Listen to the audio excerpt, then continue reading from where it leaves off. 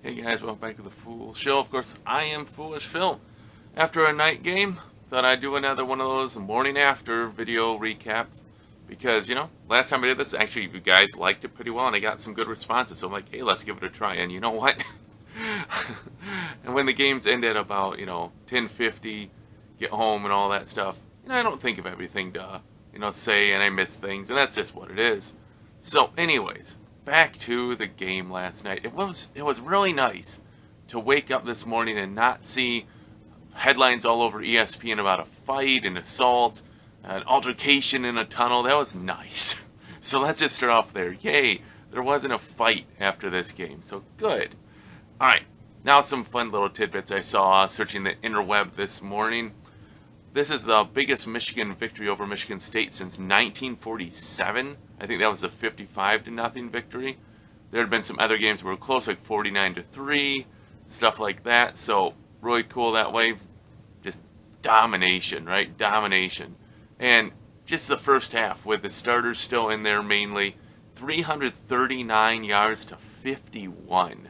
339 to 51. I think Michigan State had 1 and 2 first downs, I think, in the first half. Just domination. Michigan State was stopping the run, and Hauser really couldn't, sorry. I'm sorry if I said the wrong quarterback name, but Michigan State's quarterback was limited, right? They averaged 4.6 yards per pass attempt or completion. So, sorry, I had to pet my cat. He's over here. We'll see if he bumps the camera again. Through 8 games, the defense has given up 47 points. That's just obviously not sustainable. Sorry, cat. The cat fell. That's just not sustainable, but it's just very nice. And how many of those games Michigan gave up a last fourth quarter touchdown or so? I think 2 of those games, honestly, because it's not like every game, but a lot of those points have come off the backups, the double backups. Another cool thing I saw that every player got a snap. At least NBC put that up on the feed, that every player got a snap. I think the Nebraska game, or no, maybe Minnesota game, they said only the long snapper didn't get a chance to play. So supposedly every player got into the game. Whether that's true or not, I don't know. I haven't double checked that, but that's pretty cool. And still, this defensive stat, still have not given up a first and goal this whole season. 8 games and have not given up a first and goal. That's just, again, crazy stat. That's not going to last forever. We hope we do get to enjoy that for the whole season. Oh, no points again in the third quarter. I think it was 117-0 in the third quarter now. And that was just really cool. I think that's Michigan State, one of their halftime goals was to come out, they deferred, they had the ball to start the second half. They would come out with their scripted play set, and they did. They got a couple good first downs there. They had some nice runs. I think a jet sweep to Carter, a nice, over the middle of the tight end Carr, I think, for another big third down pickup. But I think that was really their goal, to get points, to end that streak against Michigan. It reminds me of when Michigan went to Penn State. It was like the game was like number 2 versus number 4 in 1997. And Michigan had some streak like that where they hadn't given up any points. I think it was in the fourth quarter. And Michigan had the game clearly in hand. It was like 32-0, 34-0, something like that. And Penn State scored to end that streak. So obviously, it mattered to them too. They wanted to at least end that streak. So, cool that Michigan kept the streak going, because I know Michigan State was trying to end that as best they could. For the whole game, gave up 190 yards. Again, how many of that was against starters? I love how much Michigan is rotating through players, because football is a game of injuries, and you got to have some luck on your side. You have to be fortunate, and you're one play away from the starter being injured, and now your backup's in for live action in the first half or whatever, right? So you need to get those guys reps. That's really going to build foundation of the Michigan program, having all this extra practice for the second and third string guys. Flipping to offense, JJ was just phenomenal again. He has 37 incompletions on the season, 37.